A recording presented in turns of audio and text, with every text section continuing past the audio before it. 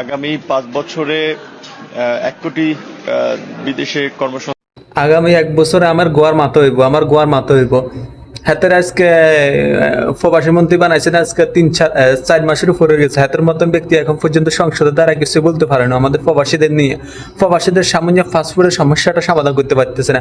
আমাদের প্রবাসীরা ইকামা পর্যন্ত রিনিউ করতে পারতেছি না ফাস্টফুডের জন্য। ফাস্টফুডের মেয়াদ না থাকাকালীন আওয়ামী লীগ সরকার আসলে জানতো আমরা 1000 গুণে ভালো আছে। 2 মাস 2.5 মাসের ভিতরে আমরা ফাস্টফুড পাই গেছি। ফাস্টফুডের কোনো টেনশন না। এখন কেন এরকম হয়েছে? তুই প্রবাস মন্ত্রী নয়, তুই ভিক্ষামন্ত্রী হইতে, তুই ফকির মন্ত্রী হতে শুয়ার আইসুদ দেন। তুই সংসদে বলতে পারস না আমাদের প্রবাসীদের নিয়ে কথা, সংসদে বলতে পারস না আমাদের প্রবাসীদের ফাস্টফুডের সমস্যার কথা সংসদে বলতে পারস না, প্রধানমন্ত্রীর দৃষ্টি আকর্ষণ করে বলতে পারস না। আমরা প্রবাসীরা সমস্যার ভিতরে আছি, ইকামা রিনিউ করতে পারতেছি না, কাগজপত্র তৈরি করতে পারতেছি না, দেশে আসতে পারতেছি না। তো তোর প্রবাস মন্ত্রী বানাইছে কিল্লায় ফিসা দিয়ে বিলানি, জোতা দিয়ে ফিট বিলানি আমাদেরকে। আমাদের সৌদি আরবে শ্রমবাজার একদম ধ্বংস হয়ে যেতেছে। তুই আবার বলতেছে আগামী 5 বছরে আমি গোয়ার মাথা করবো শুয়ার আইসদ দেন।